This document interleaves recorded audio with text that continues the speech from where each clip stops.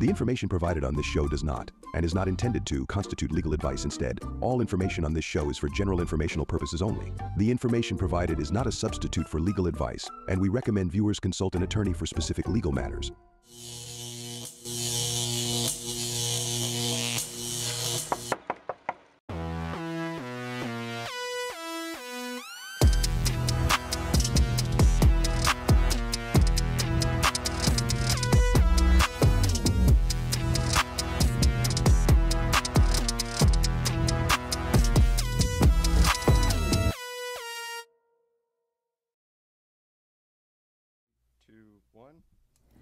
Good morning. Back to Condo Craze and HOAs here on our YouTube channel. Thank you for joining us. Good morning. Who was that? It was me. Oh!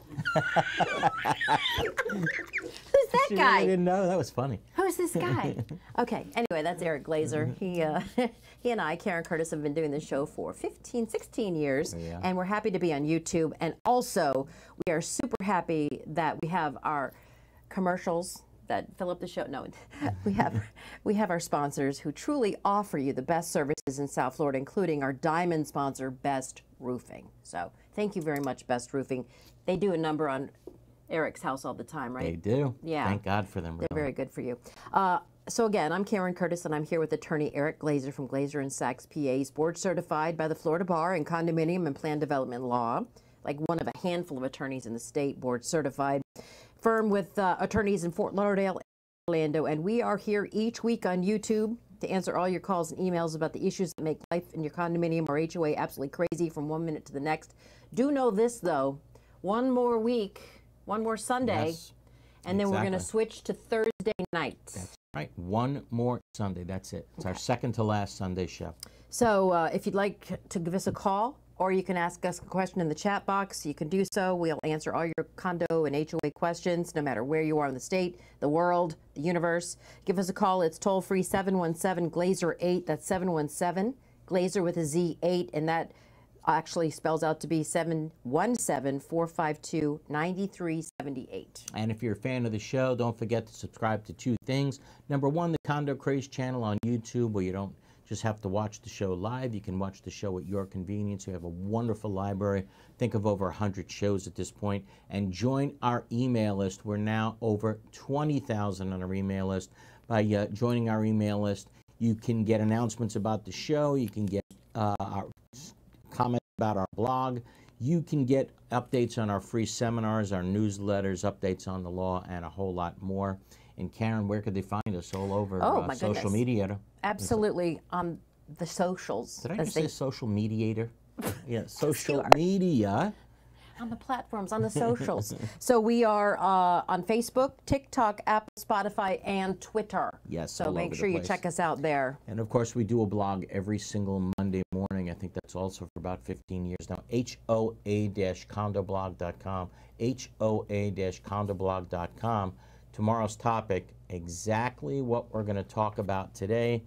And it's sorry, condo owners, it is what it is, what it is. And again, like Karen was saying, just want to remind everybody that after 16 years, we're deciding to move the show to Thursday nights at 7. And by the way, that's something you guys voted for. And that was by a vote of 2-1. And like Karen said, the last show will be next Sunday, August 25th. We're going to take Labor Day off. Well, it's not our last show. It's our last show at this time. Yes, correct. I'm sorry. Right. Our last Sunday show will be August 25th, and then our first Thursday show will be September 5th at 7 o'clock p.m. I'm excited. I'm excited too. I am. Think it's I took the whole week off fantastic. just to get You're ready. kidding. Oh, no, I did. Really? I did. So we had someone ask if we can go 2 hours on this show. Is that something you would want to do? Do I want to go 2 hours? I mean, that, you know how hard that is? You know how hard it is? They don't realize just how hard it is. Oh, it's so hard. It's not like you're running a marathon or something. It's not the easiest thing either to get thrown questions and hopefully come up with the right answers all the time. And then, you probably get a third of them right. That's good. It's a good batting average in baseball, right, Ron? A third of them? You bat .333 in baseball, you're going to the Hall of Fame. Let me tell you something. Right? You're on your way. More than a third. I'm on my way. Right, I'm batting about 250, but okay. All right, what do we have? You, by the way, I just want you to give the results of that survey. Most people wanted us to do this to go to a Thursday night, right? That's right. It was overwhelming. It was 2-1, right? 2-1. Yeah. Okay. So we're not just doing this because we don't want to do it. We're doing it because you want us to do it. Okay. I have a blog coming out tomorrow morning called Sorry Condo Owners. It is what it is, what it is. And of course, it takes the position that to some extent, condo owners put themselves in this very difficult financial condition that they find themselves in. And like a couple weeks ago, the governor came out, he was asked a question. He said he'd be fine if the legislature wanted to call a special session and fix the new condo law that means that all these condos 3 stories or higher have to come up with a lot of money, and they have to go through their Sears, and they have to do all, and people are like, we can't afford it. He's getting calls like, I'm a condo owner, I can't afford it. Okay, so those of you who have read both the Sun Sentinel and the Miami Herald over the last 2 days, very interesting article in there that the president of the Senate, Kathleen Passidomo, has said there's no way that she is calling a special session. She will not allow it because her attitude is also safety first. Okay. You know, her attitude is safety first. There's a lot of misconceptions she feels about the new law, and for those of you who have done the right thing over the years, this law doesn't do much to you. But for those of you who have not done the right thing over the last few years, sorry, now's your time. What was the vote in the legislature for this? 110-0. So they all voted for it. 110 so why would they call a special right, session? Exactly. That's the way I feel about it. You know, even the possibility of the Florida Legislature going into special session in order to solve this alleged condo crisis, to me, is insane. And our legislators, like you say, had the guts to fix it 2 years ago after 98 innocent victims perished in a condominium building that was in terribly poor, dangerous, and unsafe condition. And I'll tell you, Robert, I want you to talk about what the hell you saw out your window. Tell everybody where you live and what you saw. That night. Yeah, for those of you that don't know, I do live in a building right next to Champlain Towers South, and part of being here is to kind of bring awareness and of the dangers of having a condo board that doesn't do what they're supposed to be doing. So that's how you met Eric, right? That is exactly how I met. Exactly, right after all this happened. Yeah. You sent me some pictures the last 2 days right out your window that are just mind-numbing. I mean, just unbelievable. You saw everything from your window. You saw holes in the pool deck. He's a documentary maker, so he chronicled this whole thing. I mean, tell us what you saw. Yeah, definitely. I think the first thing I did was pick up my camera when I saw this happening. I felt I needed to document what I was seeing, and part of what I documented was actually used in the investigation. Really? So, I don't, you know, yeah. I can see why, because those pictures are just crazy. Why did they need to use your documentation? It's a good question. I took pictures of the damage that occurred almost immediately after the collapse, and almost immediately after the collapse, they cleaned up a lot and destroyed a lot of evidence. Really? I don't mean to say it in a way that they intentionally Conspiratorial, destroyed it, right. but more, there was destruction in the process, and my photography was able to capture the moments before that destruction. Wow, just wow. Can you imagine? No. Taking care, removing evidence. Yes, I can. From the scene. Okay, well, as we know, Karen, before these new laws came out, there were not many new laws regarding safety. No one could believe that. And, you know, the residents... No, right. Zero. It was, other than Dade and Broward. So did they do overkill, and that's the problem? That's what people are thinking. I don't think so. Knee-jerk reaction? So. No, I don't think so at all. You know, the residents of the state of Florida, the Florida press was an absolute shock when it learned that other than in Dade and Broward, condominiums never even had to be inspected. Their age, think about that. You could build a condo in Palm Beach County, you know, 80 stories high, whatever. The condo never had to go through an inspection. Here? Ever. No, not in Palm Beach County, no. Oh, in Palm Beach County. Yes, okay. Dade and Broward, yes. Okay. No other county in the rest of the state. So, and of course, there were no laws that would force these residents to not waive their reserves. Right, that right. You have to have reserves, because the problem with Surfside and the Champlain Tower was that their bill had come due. 700,000. They needed 15 million. That's what they had in reserve. 700,000. They needed 15 million to fix 15 it. million. Correct. Exactly. That's a lot per You know, unit. they were even told in 2018 that I believe they needed 5 million, and they didn't even raise the 5 million. But they had 700,000 in reserves. Correct. Right. One would think that's a lot of money. It's not a lot of money in You know that what I type mean? of a building. No. Yeah. Not when you're not reserving for structural damage. Right. It's not a lot of money. But why would they think there would be structural? You know? Because, and again, that's when you need an engineer to come around and tell you Well, there what was you need to water reserve for structural. In the garage down garage, below, there was terrible. problems. Correct. There were Exactly. problems. Eric, Correct. how does that happen though? How does a building not have proper reserves yet they have what, more than 100 or so units? Yes. Where does that money go? Because they were paying towards a reserve, but it just wasn't enough. But because you know why, and I'm glad we're talking about this. Our opening segment is going to go a little long, but that's fine. So let me explain to you how the law changed and how it used to be. The reserve was a joke. The reserve study done by an architect or an engineer. Oh. The reserve study could be done by the people that were on the board themselves. The 30-year. The reserve study, how much we need to put away for reserves. Oh, okay. So what would happen?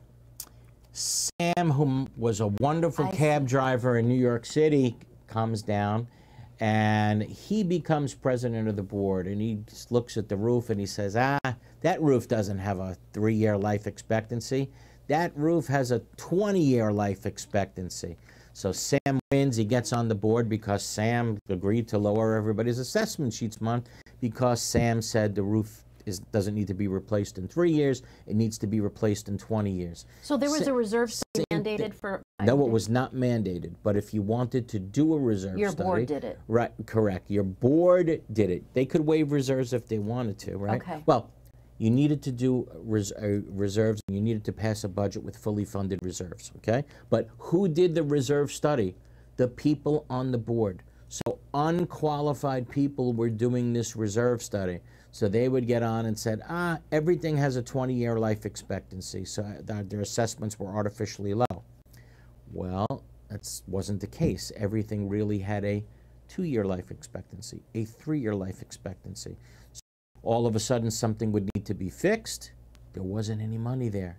So now massive special assessments had to happen. That's how these things always worked.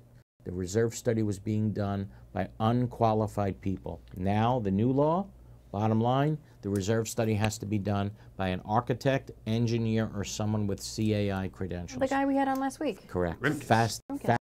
Fantastic new law. It solved something that was an absolute joke. So in Miami-Dade and Broward, Yes. before the new law, Before they the new had law. to do a reserve study. Everybody had to send out a budget with fully funded reserves. In Miami-Dade and Broward. In the whole state. The whole state. But I thought they could waive it. But they could waive it. Oh, well. Right. And if they didn't want to waive it, they want to do some... I see. Well, the reserves, our roof is fine. It doesn't need to be replaced in 2 years. It's great. We have the best roof in the whole state.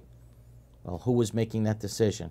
Joe the plumber. Joe the plumber, cab drivers, former teachers, totally unqualified. So they do a reserve study, and then they'd go, well, we don't want to do it. In effect, that's what they want. What we're doing. They just were coming up with fake numbers. Okay, fake numbers. And So even though the that was numbers were problem. low and fake, they still didn't want to reserve. Correct. And now the numbers are astronomical, and now they have to reserve. Exactly, and people were just kicking the cans down the road. Okay, so, you know, like we were saying, everybody was saddened and troubled that we found out that the residents of the Champlain Towers needed $15 million, but they only had $700,000 in the bank. Something had to be done, and the new laws, we realized at that time, they were wrong by any measures. So obviously you're in favor of what Pasadomo said, and that these laws are necessary and keep moving forward. 100%. Governor DeSantis and the legislators, they absolutely 100% did the right thing. The only thing that, quite frankly, could have been done after the collapse. And going forward, these new laws would require mandatory inspections and repairs of the buildings that are 30 years old, and every 10 years thereafter, in some cases 25 years old.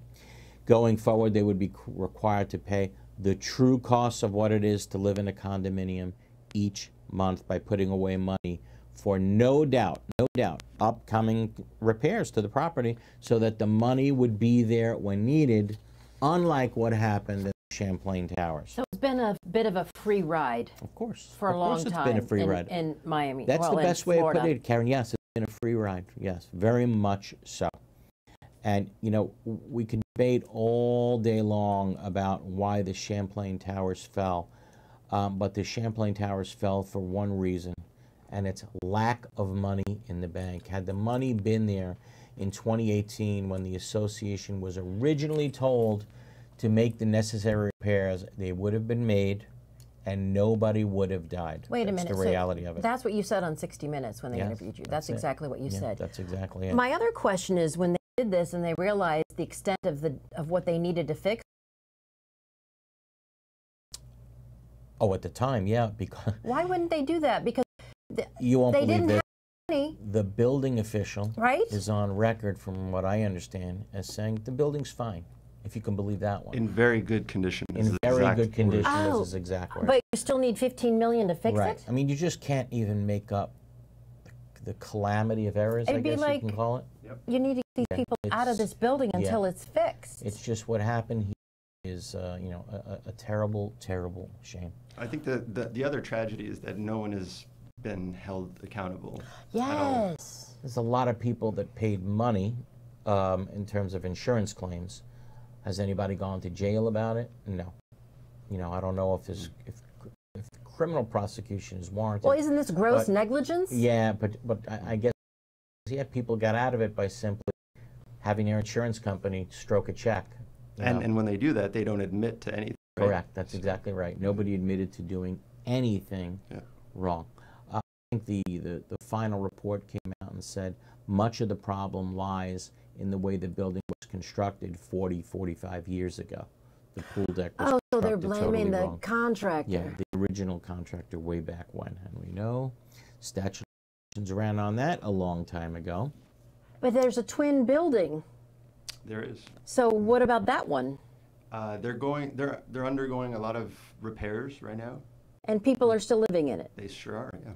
Okay. Yeah. It's a little bit of different situation what they found in North Champlain North as well as Champlain East, where my building, and versus South. Right. But yeah, they also said that 87 Park, the construction, the building right next door, had a lot to do with the damage that the Right. pool deck received. That was the building that it was claimed was built too close. And if you read the articles, people that lived in the Champlain Towers South were saying, how can you be building this so close? And the ground was moving, right? The ground is shaking, you know, got to be done here, and nothing was done. Nothing.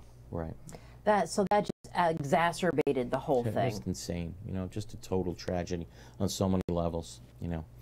But, you know, I urged the legislature to do something about this in 2018. I remember. I begged, and as everybody knows, because the law allowed them to, as we've been talking about, older owners voted the funding of reserves down every year, and not year, decade after decade after decade, and they deliberately kept their own assessments, like you were saying, artificially low. But that's all they could afford, Eric. Look, their poor excuse Why was, would you price yourself but it out was of your fake, home? but they were paying a number that was fake. If they couldn't afford it, then they couldn't live there. It was a fake number from the beginning, because the legislature allowed them to pay a fake number. That's the bottom line. You know, their poor excuse at the time was that they didn't think it makes sense to put away money for a roof that they may never live to see. I see. Right? Yeah. Well, I guess they got unlucky. They lived. That's the reality of it. Oof. They got unlucky and they lived. Or they simply didn't care that one day somebody would be living in their unit when the repairs are ultimately needed. Well, here we are now. You know, the building needs repairs and they have to pay for them. Is sympathy now warranted? You know, I have to say, seriously, really, is sympathy warranted? They waived reserves for decades I know after decades I feel after sympathy for decade. some of these people, but I understand your feeling because you've been preaching this Robert, forever. sympathy, how do you feel? I mean, get another opinion here. I could say as a condo owner leading up to the collapse, I was at the throat of my condo board to do the simple maintenance. I didn't want them to do anything other. I said, just do your job. Right. Just maintain the building. And they weren't doing that. And then shortly after, this building collapsed right next door to me. So I'm in the position that everything that was done properly. I think it was, if anyone saw what I saw, you would agree. And as a condo owner, I'm fine with paying more to not have my building fall on me. How much more are you paying? Just a ballpark. It's almost tripled. Wow. Okay. Yeah. And, well, So is there any fix that we can make to the laws to make it less difficult for these homeowners to swallow, for whom you don't feel sorry? There's no alternative to the new laws, and the Florida Legislature needs to stop thinking that there is. The vote, like you said earlier, by our legislators was 110-0 in favor of mandatory inspections, mandatory repairs, and mandatory reserves. Why don't they give people an option? We've done the study. The building is very dangerous. It's going to cost a lot of money. Yeah. You can either pay the reserves or you can evacuate. Well, you can sell. There's provisions under the law. A developer can come in, how can you sell buy when you all this out, money is you needed? But the developer can buy, knock down your building, Okay. and start fresh, and that's what's happening all over the place. Let me tell you, this was a great piece of mandatory and very courageous legislation. Along with the condominium and the HOA laws that have passed this legislative session, Florida has been nothing short of a model of community association laws that the rest of the country should follow. We've been great. We're not the only ones with condos on the ocean. No, we're not. Listen, this is going to go sweep the country. Okay. Exactly. That's exactly right. Right. This is going to sweep the country. Count on it. So after voting 110-0 in favor of these laws, wouldn't the Florida legislature look ridiculous now repealing or drastically amending? I think the governor had to say, it's up to the legislature. I would, follow Exactly, it. I think he had to say that. Right, exactly. But the legislature came back and said no. It was 110-0, and should the Florida, figure the position that the legislature is in now. Should they say now, we were wrong about mandatory inspections? Let's go back to no more inspections at all for condominiums. How would they change it? Should they say we were wrong about forcing condos to make mandatory structural repairs if the building needs them? Hey, let the building crumble for all we care. Should they go back to no mandatory reserves like it was at the time of the Champlain Towers when it collapsed? Well, if it's this attorney's opinion, they're not being sympathetic to any condominium in South Florida, and they're again putting them in harm's way, and it would be a slap in the face to all of the 98 victims of the Champlain Towers and their families. It's not that I feel sorry for these people because they have to pay more money and they can't afford it.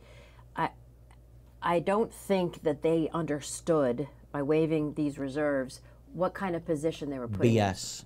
That's my opinion. BS. You know that your building, you're living in a freaking building. You know your building's going to need repairs at some point. And every single month you say no. Every single year you say no. Every single decade you say no. Isn't the building going to need major repairs at some point? What I say in 60 Minutes. And now the bill has come due. I mean, but it's a no-brainer. A baby can figure that out, right? That you know at some point, my God, the building's going to need repairs. Do you think no building ever collapsed, though? I don't think they knew the extent of what the at some point your building is going to need balcony repairs. You know at some point your building is going to need waterproofing and painting repairs. I understand that. Nobody understood that a building was going to fall. I'll grant you that. To your point, though, I blame the experts that was there that didn't say to the board members and to the owners, if you don't repair this, you will face possible death. Well, let me say this. Calamity or whatever. Guess what's now in every single report done by an expert? That line. Oh. Okay? And what do you think I tell, my clients after reading a structural report and engineering report, right? Yeah. What could happen? Yep. But, let me say this. These new laws, as tough as they are, do they hurt every condominium? No, they don't. If the condominium was correctly managed over the years and repairs were made when necessary and reserves were properly funded these new laws, I want everybody to understand this, have virtually no financial effect. All these new laws have virtually no financial effect on that condominium. The only condominium that these new laws financially hurt are the ones where repairs were not made and unit owners voted against any form of reserves year after year after year. That's the ones that this new law hurts. And again, the bill has come due, everybody. I don't know what else to say. You know. Let me ask you this: if the construction next door was being done and the building was properly repaired, then the building probably would not have fallen due to that construction? I don't know, because the building was built wrong in the first place. Okay. Rob, you can certainly, you know more than that. Yeah, I mean, how the much construction of the pool deck was done entirely wrong. There were beams missing from the underground would it have parking fallen levels. not for that construction next door? No, I don't think that's the case. No. Okay. I'm It going would to have guess fallen anyway. eventually. Yeah, maybe everything contributed, but the bottom line is there was clearly problems with the way this building was built. Okay. Okay, and they were on notice of it. And let me tell you what I think. I think ultimately these new laws are going to be a great thing for Florida. After the dust settles, and at some point it will, Florida will be able to say we have the safest, most properly funded condominiums in the entire country. And that is something that is going to be very incredibly to be proud of. It's going to be a great thing for this state, a fantastic achievement. And is it going to be tough for owners in the meantime? It is. It's going to be. Robert, how many people had to leave your building when everything tripled? Are you like one of a few people still living there?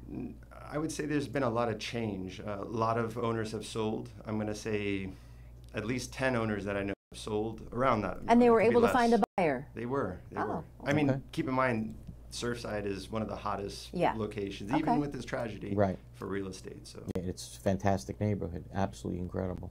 Look, no matter what, costs go up, I get it. Still no reason to sacrifice safety. Right. It's always like your mom taught you, right? It's always safety first.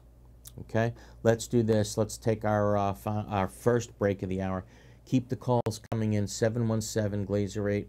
It's, you know, the by far the hottest topic in community association law right now. We certainly love to know what you guys think. 717 Glazer 8, 717-452-9378, or drop us a comment or question in the chat box on YouTube. We'll be back right after this.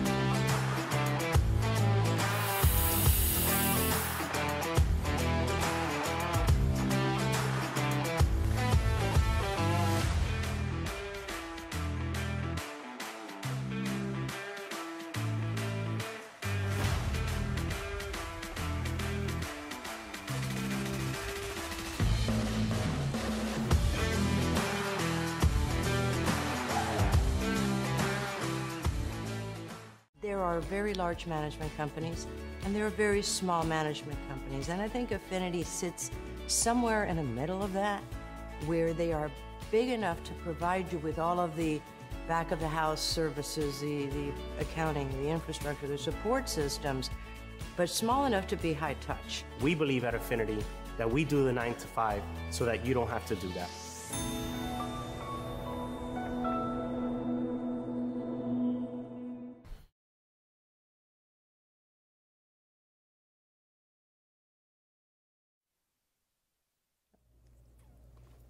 Welcome back to Condo Craze and HOAs here on our YouTube channel. Karen Curtis with attorney Eric Glazer. We went a little long So we're going to go longer with the whole show, so you can stay with us till afternoon.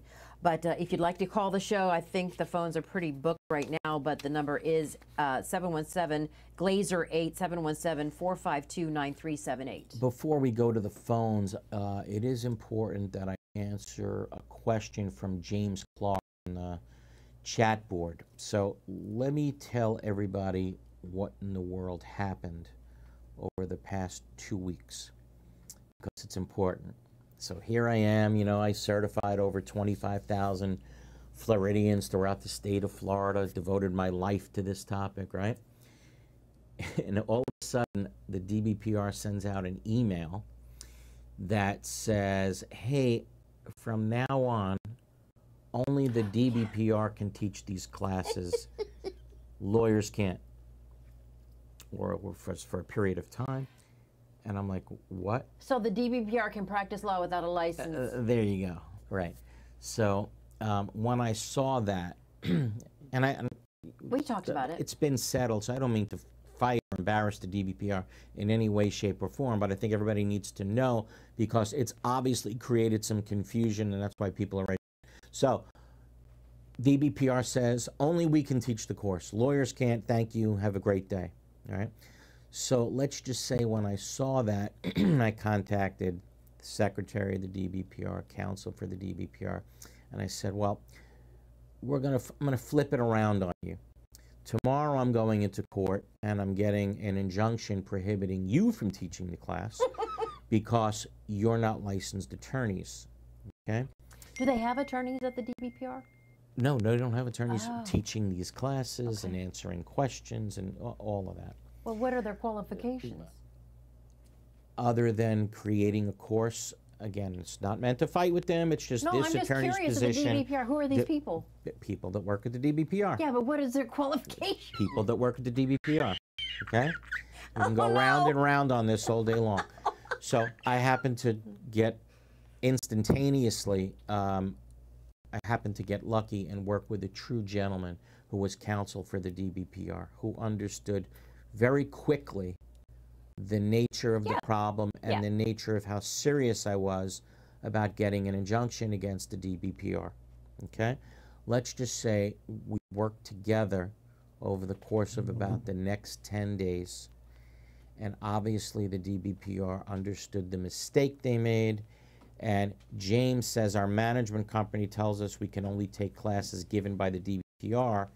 Is that true? And the answer is no, James. So the management company still thinks that's right. the case. I'm proud to tell you that on Friday, 2 days ago, at 5 o'clock, they were smart to send this at 5 o'clock, the DBPR sent a message basically saying, we screwed up. Don't worry about it. Okay? Well, they were trying to fix a problem. Yeah, they created a problem that didn't need fixing. And these were non-lawyers coming up with a solution, and then their counsel said, wait a minute, after you objected. You know how it is with government. Yeah. Give them an easy problem to solve, and it turns into, you know, World War III. It didn't need to turn into World War III, but it basically did. So what, did the DBPR contact CAMS and tell them? It contacted all the attorneys who are board certified in this area and said, relax, you can teach. But the CAMS were first notified that you had to use the DBPR. No, they weren't notified. Then why did this? CAMS just wound up finding out about all this somehow.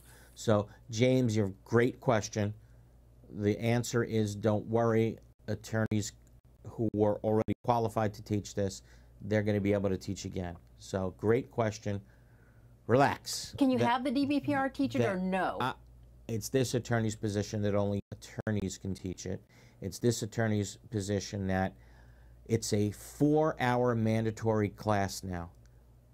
How the class can possibly be taught by a non-attorney is mind-boggling to me. Okay? So, my opinion, take it with an attorney, because you're no doubt going to have questions you need to ask, and they're not allowed to answer questions. Oh. Rob, let's take our first call. So many good things we're talking about today. Rob, to the phones. Let's go to Helen. Good morning, Helen. Yes, good morning. This is Helen from Miami. Hi, Helen. How are you? I'm fine, thank you. So I have a question, and I need a little bit of background to this. and this might be near and dear to your heart because it involves the association council. So a while back, we had a unit owner leak. An upper unit in a two-story condo building, an upper unit had a leak in the bathroom that went into the unit below them. Now, when I approached the management, I asked about this and why they didn't do anything to mitigate it, because it ended up that unit owners had to solve the problem on their own. And they said that there is no involvement by management, that it's a unit owner to unit owner issue. Now, I disagreed with this, and actually there is an irrevocable right of access to units in cases of emergencies like this. So Helen, I did a unit owner inquiry to council so that they could straighten out management, and he replied that management was right, that this is a unit owner to unit owner issue, even though it's also in our bylaws, in addition to statutes 718. So twofold. First of all, can you explain this irrevocable right of access? And can you also sort of explain what we can do about council who either is not knowledgeable, which I find hard to believe about the statutes, or who's covering up for the management board for not doing their job? So when there's a leak in the upstairs unit, right? Remember, you own everything from the paint into your house. Everything behind your paint is a common element most of the time.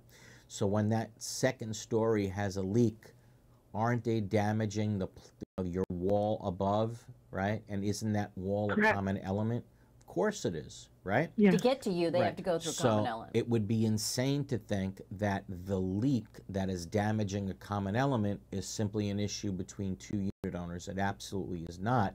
It's an issue between the association and the unit owner causing the leak, because that leak is damaging the common elements. And God forbid mold starts to form. Exactly. So did your ceiling get damaged? I'm sorry, is the ceiling damaged? Yeah, was it damaged? Well, there you go. Yes. Good. Tell them to replace it. The drywall has to be replaced. Tell them to replace it, and if they're not going to make the person solve the leak upstairs, they're going to be replacing it, I guess, every 3 days, right? Well, she's supposed to replace the drywall. No. Oh, it's they have to replace paint in. Okay. They have to replace the drywall because the drywall is the responsibility of the association. There you go. So 100%, without a doubt, they have to get that unit owner upstairs to stop the leak. And they have, don't they, the right to access that unit? Right. Do warning in order to Absolutely. make the repair if the unit owner doesn't do it? 100% they do. They have the right to access the unit during reasonable hours to make sure that that unit isn't causing any damage to the common elements, to the unit next door, to surrounding units. So yes, they absolutely have the right of access to that unit, and they have an obligation, as Karen says, to take care of it. Okay, you can quote me on that. And one, lastly, Helen. I'm sorry, lastly, what do we do about an attorney, our association counsel, who has disagreed with everything we just said here on the show? Get a new attorney. Well, the only thing I can tell you is, you can tell them to listen to this segment of the show and tell me why. Tell the attorney, why Eric is wrong. That's the only thing I can tell you. I'm not going to go there, but but all I can tell you is, I disagree with that counsel's opinion. Okay. Thank you for the call, Helen. By the way, Joan is asking, as a board of president, I can tell you most of the owners have trouble understanding they are responsible for repairs. They aren't involved. Yep. Well, I don't know if she means that Helen has to fix the repairs. No, this is what we were talking about with the reserves. Oh, okay. Most of the unit owners have trouble understanding that they're responsible for repairs. No question. And you said that they aren't involved in. Yeah, well, she says they're not involved. They think that, that's not my problem. Well, you say always, I live on the first floor. Yeah. Don't tell me you're reserving for elevators, right? Or the roof. Or the roof, right.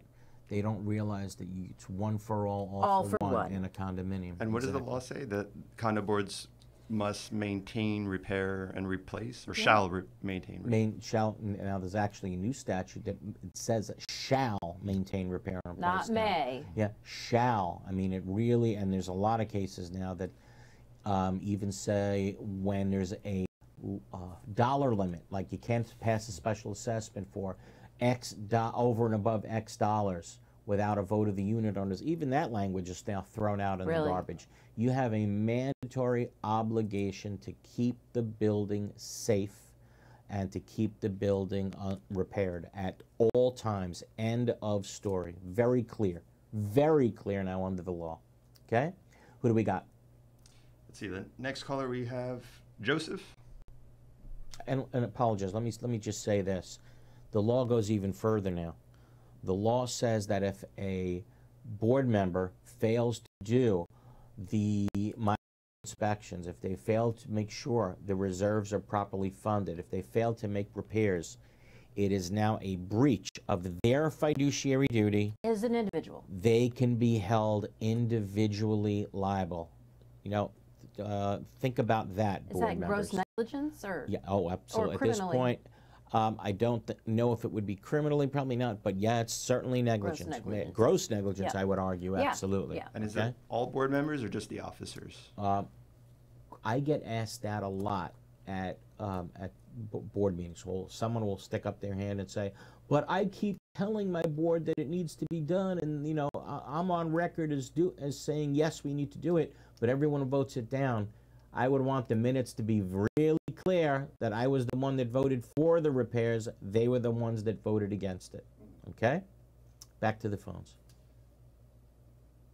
All right, Joe, you're on. I think this is Joe. Yes. Hello, Karen and Eric. Joe from Boynton Beach. The subject is capital improvements. Our documents allow for capital improvements with a 2/3 vote if there's an assessment. If the community is doing a $200,000 capital improvement, who has to approve it? You're saying if there's an assessment? Special. A special? No assessment. I said documents say there is an assessment, it's a 2/3 vote.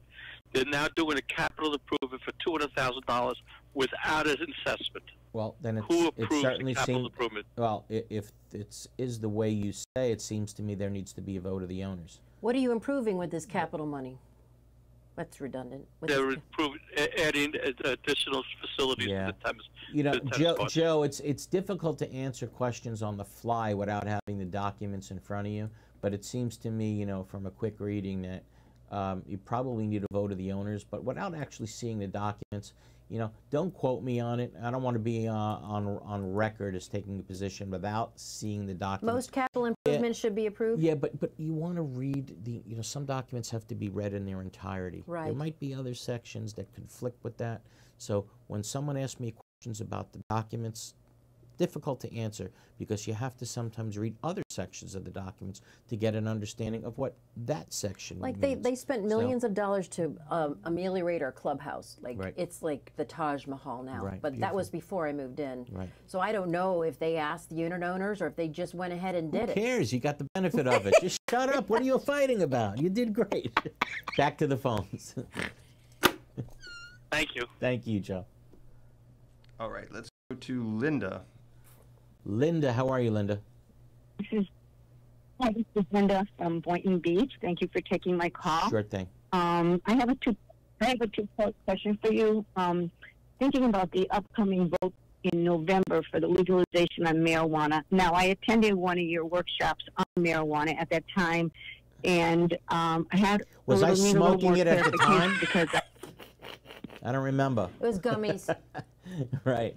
I'm sorry, Linda. A little joke in there. Go ahead. Okay.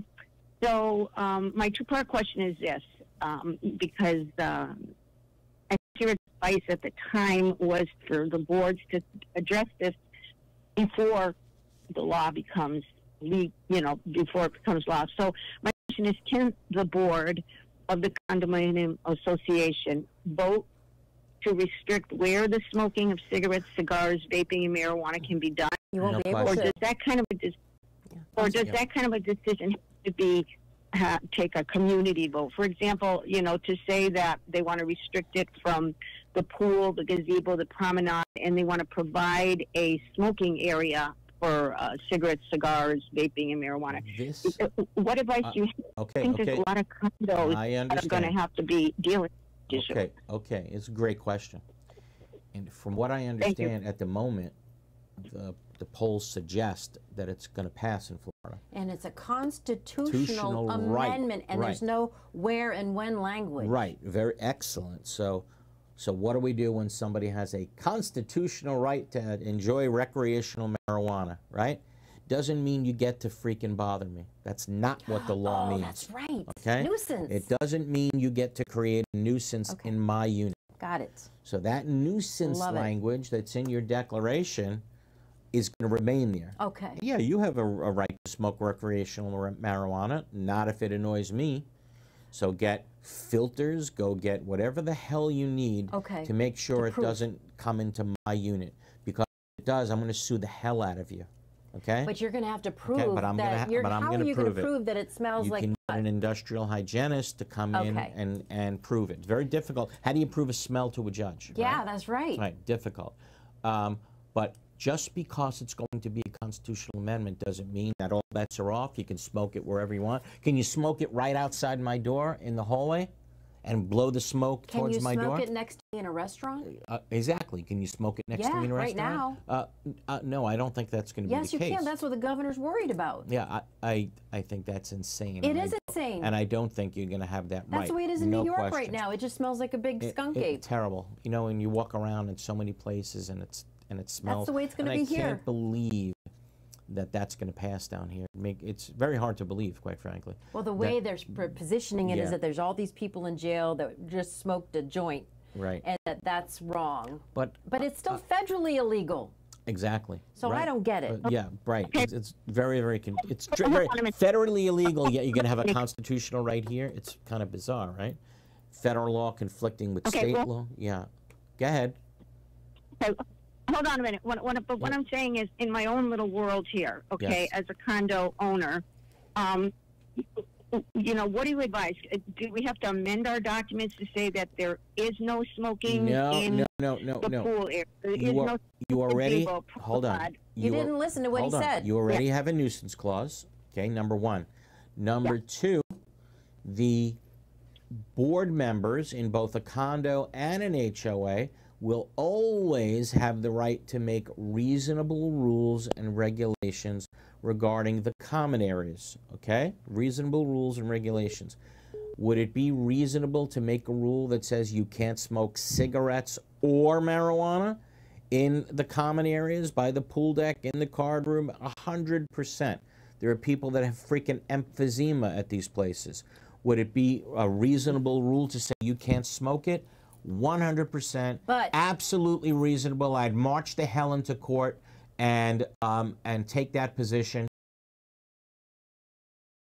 A judge would agree with me, despite the fact that there's a constitutional amendment. I was going to say there's no constitutional amendment to be able to smoke. Exactly, right. You know what I'm saying? And if you smoked it next to a grandma of mine who had emphysema, you're not going to be able to read the Constitution. What about a firearm, then? There's a Constitution. You read my mind, Karen. Just because there's a, and I said this, and I got a lot of pushback on this too, constitutional right. I'm reading your mind after 16 years. Second Amendment right to carry your gun. Can the board make a rule to say you can't bring your weapon onto certain common elements? I took the position that they can. Why? There's other cases where the board has been held that they can prohibit alcohol in the clubhouse, even though you have a right to have a drink, right? But not constitutional. Right, but not constitutional. They have a right to, in a condominium here in the 4th DCA, to say we're not going to allow you to practice your religion in the common elements. Well, the guy that shot up his condo, remember that with the AK-47? Right, didn't have a right to do that. Right, so they kicked him out, but he had a right to have those guns in his house. He didn't have a right to fire it into everybody's home, though. So is that what it's going to come to? You'd have to, like, piss people off, and then you get the nuisance clause. Karen, that's going to happen. I'm telling you, you have people blowing marijuana smoke into other people's units. There's going to be a lot of unit owners that are going to get pissed off. I'm telling you, yeah. So, yeah, it's not a I think what the young lady who called in suggests is correct. Boards get ahead of this right now. What about near schools? What about a parent dropping their kid off? We can argue this, every which way, and she's right. Boards, good idea. Get ahead of this right now. Just can't smoke anything. So, Eric, yeah, really quick. Eric, what's the last recommendation? Would it be okay for the board to say we'll provide a smoking area for smokers? I don't even know if they have to do that, but sure they can do that, but I don't even know if they even have to go that far. It's 5 miles away. Okay, right. All right, great phone call, but we're late for our second break. Taking your call, 717-452-9378. Back after this. Rimkus Consultants offer the professional expertise to help condominium and cooperative communities provide safe, compliant buildings for their tenants.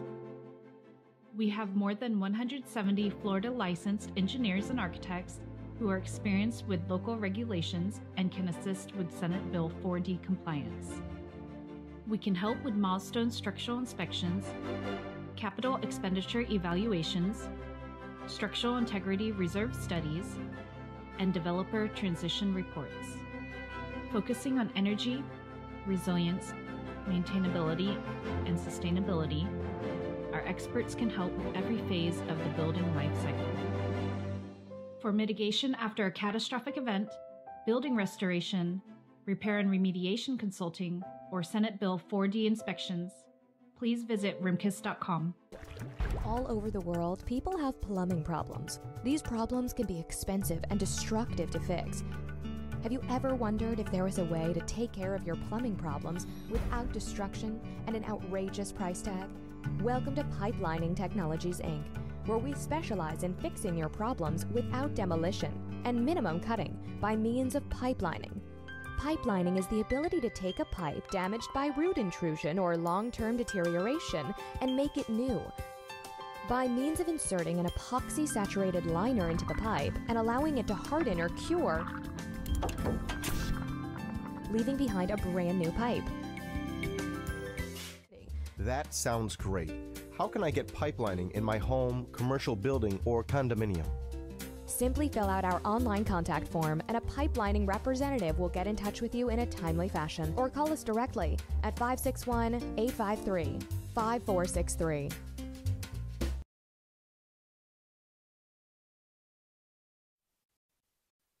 Condo Craze and HOAs here on our YouTube channel. Eric Glazer here to answer all your questions. He's board certified in Community Association Law. Yes, let's go back to the board for a second. Minnesota writes in, if the president of the Condo Board controls meetings and makes decisions without first asking for a vote, what can be done? The people on that board need to remove that person as president. Remember, the board controls who the officers are, meaning the board controls who the president is, the vice president, the secretary treasurer. The board can always shake that up.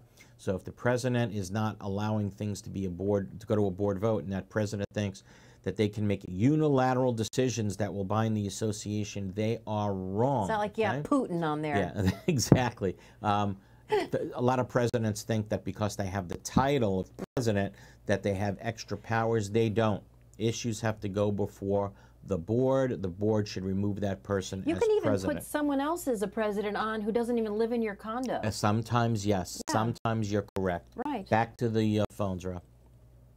Yep, let's go to Robert from Miami-Dade. How are you, Rob?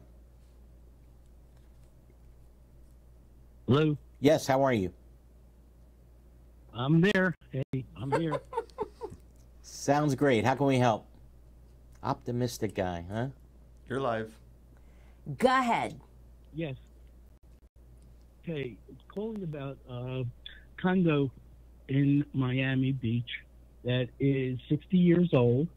We've already gone through 3 recertifications or new verbiage milestones. Nope. Let me stop you there. Hold on. Stop. In Miami-Dade, right, where you are, and Broward, okay, it gets confusing. That's how confusing these are. In Miami-Dade and Broward, they're not called milestones, right? In the rest of the state, hold on, let me finish, right? In Miami-Dade and Broward, it's not milestone inspections, right?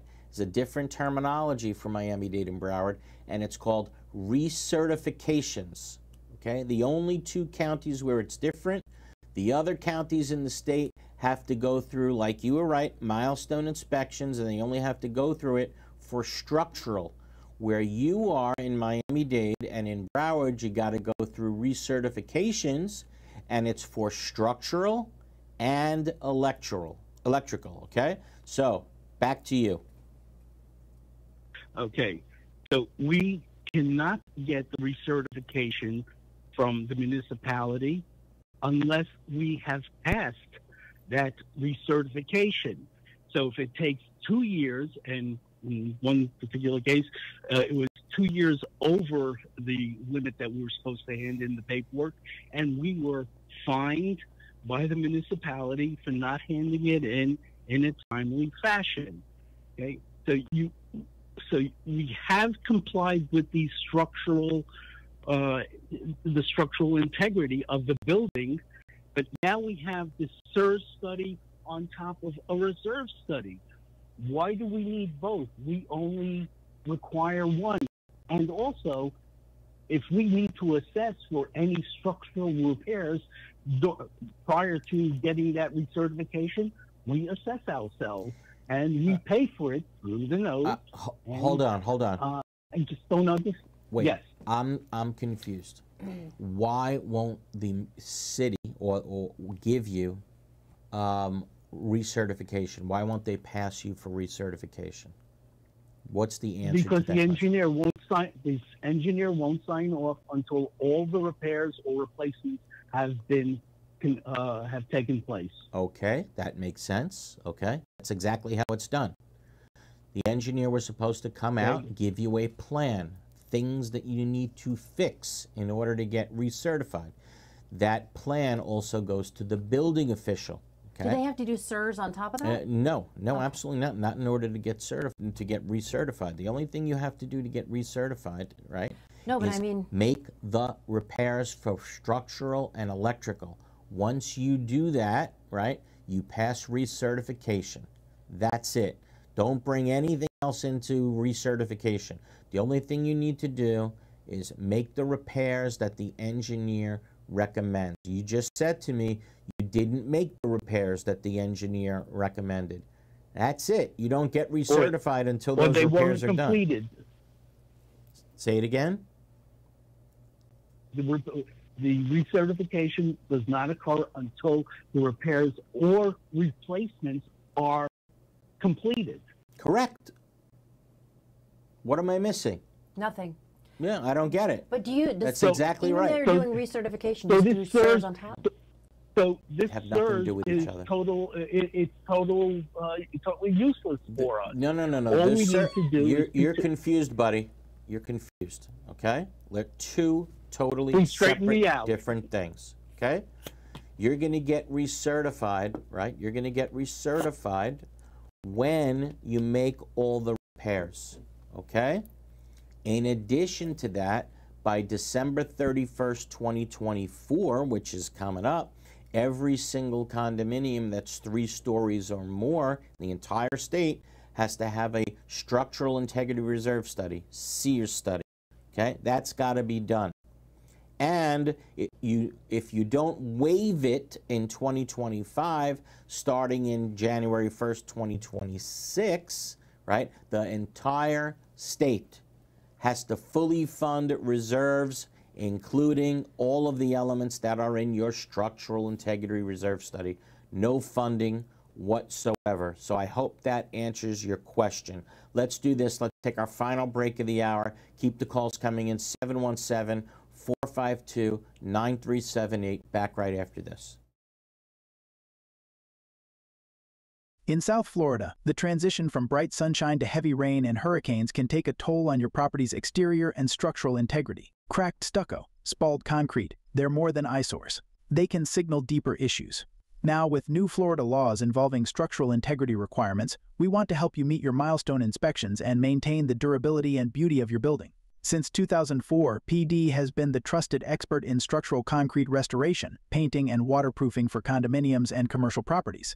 We address the core of the problem, restoring your concrete's strength and stability to give your property a fresh, attractive appearance for many years to come. Visit pdpaintinginc.com or call us today, 888-416-3204, or scan the QR code to save our contact information.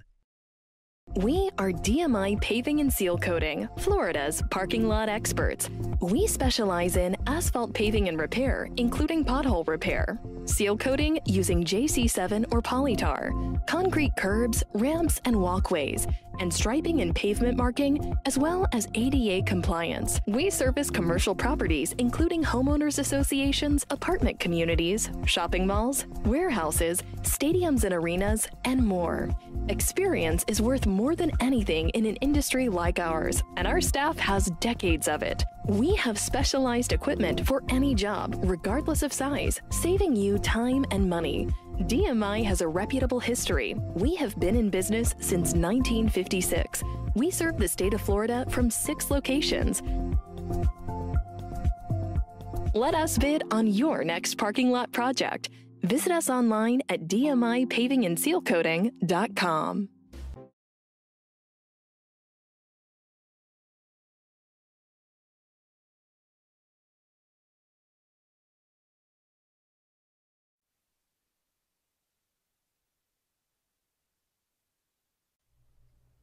All right, we're on the air. I just wanted to mention one thing before we kick in is I have this certificate on screen that Eric received. And embarrass me. I'm going to embarrass you just a little bit. I think it's worth mentioning. It's the words that it says. I just need to pull it up here. It's worth mentioning that it says, through selfless contribution of time and talent, the citizens of Florida may continue to be assured of a high degree of accountability, legal competence, and ethical conduct. And they honor Eric for his meritorious public service. Yay! So I think it's... Thank you so much. Yeah, I had the honor of serving on a Florida Bar committee where we investigate attorneys who are accused of doing the wrong thing and, issue punishments where they are warranted. Okay. So, yeah, I'm still honored to be the chairman of that committee. You're the chairman. Oh, my gosh. Yeah, so thank you to the Florida Bar. It's an honor to actually do it.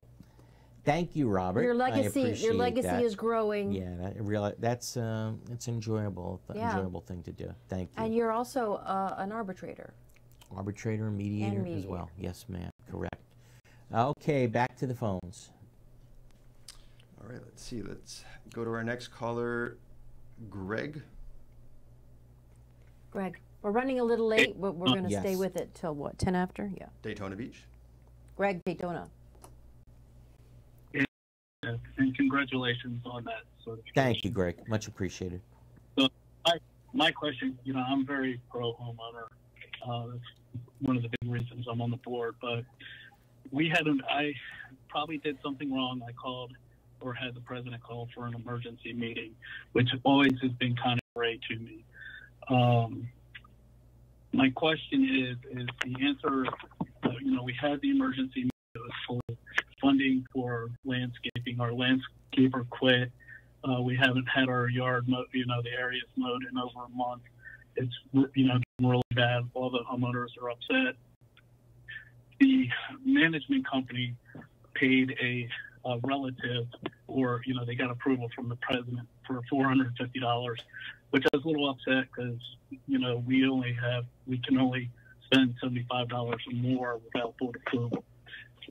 My question really is that an emergency meeting? We just discussed the one thing.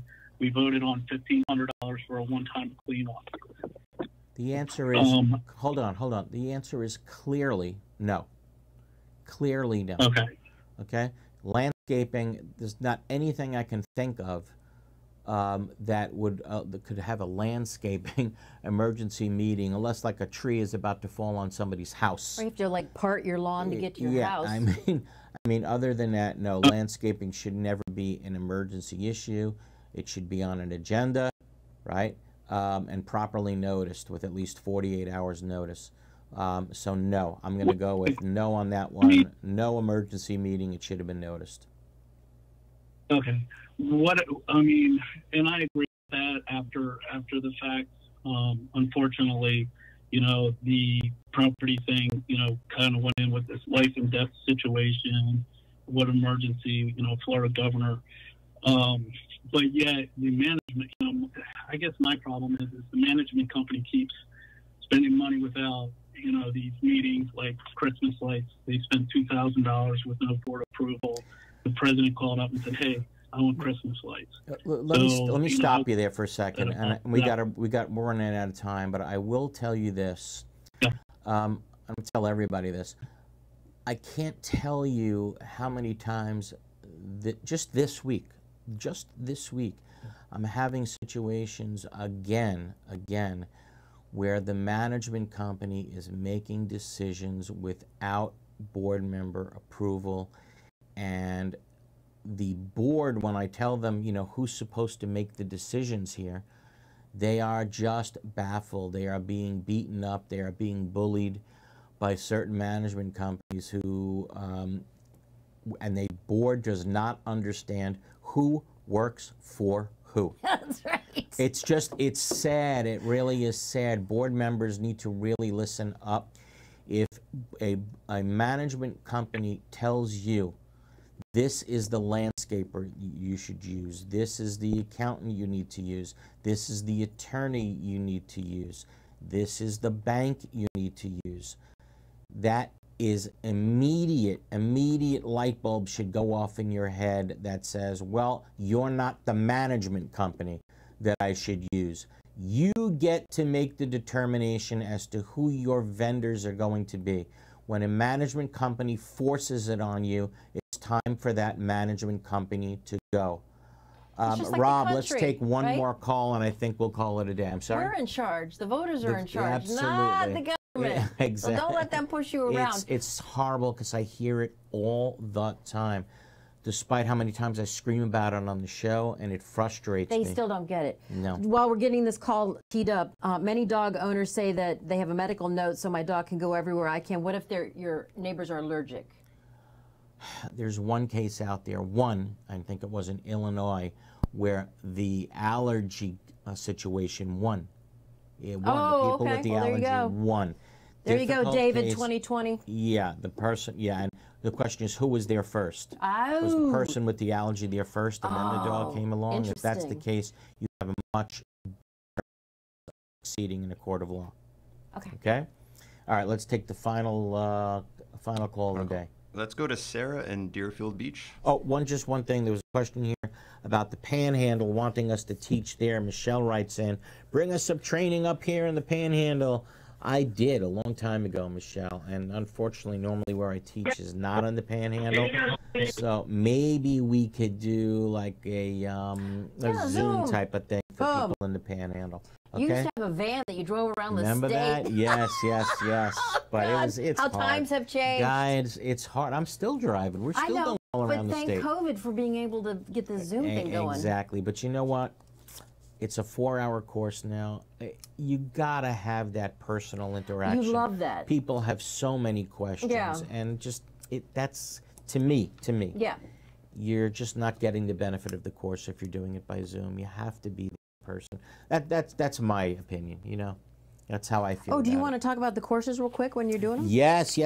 Karen, tell us where we are. Okay, you're going to be everywhere. You're going to be on October 9th, Palm Beach County Convention Center. These all start at 8:30. No, 8 o'clock. Oh, Very 8 important. o'clock. Yes, we just changed it this week. Very 8 important. o'clock a.m. So everybody who registered for the courses all around 8 the o'clock, state, get your butts we there got early. to change. Karen, thank God you remembered that. Okay. All the courses have now changed to 8 o'clock a.m. It's no longer 8:30.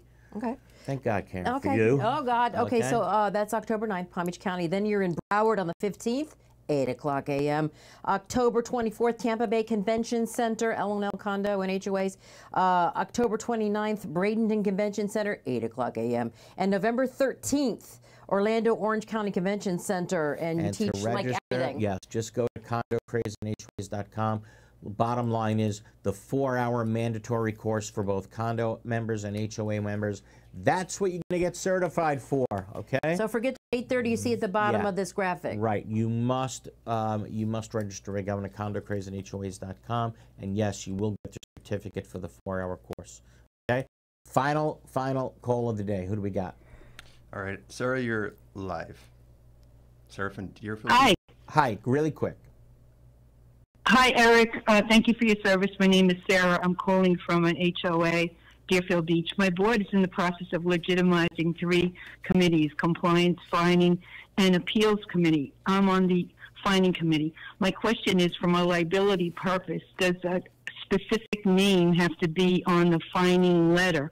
Because they put one of our names on the letter, and I was wondering if we could just put the board on the letter, not just the name. You said for liability purposes, so really quick. Yeah.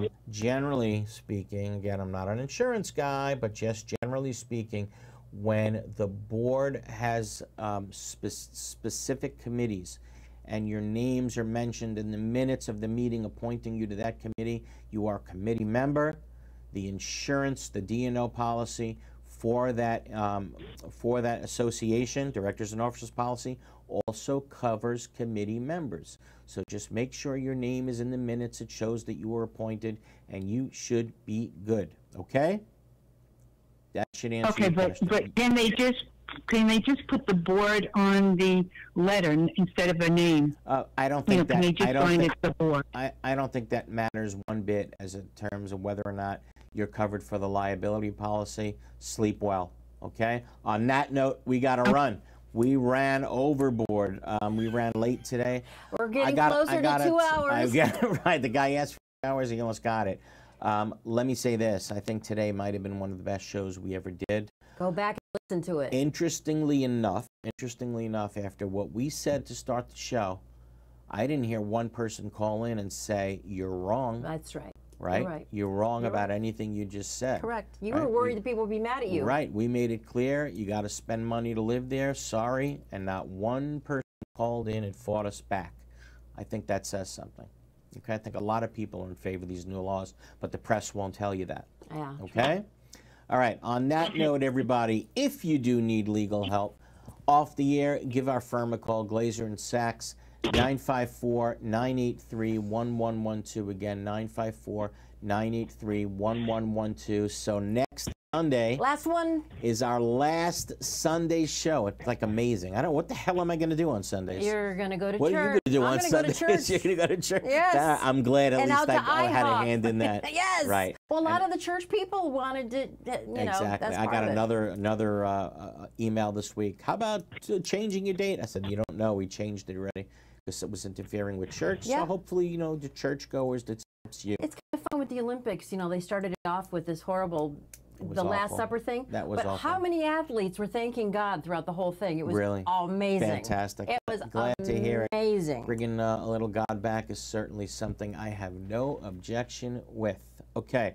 And on that note, we will see you and speak to you again next Sunday.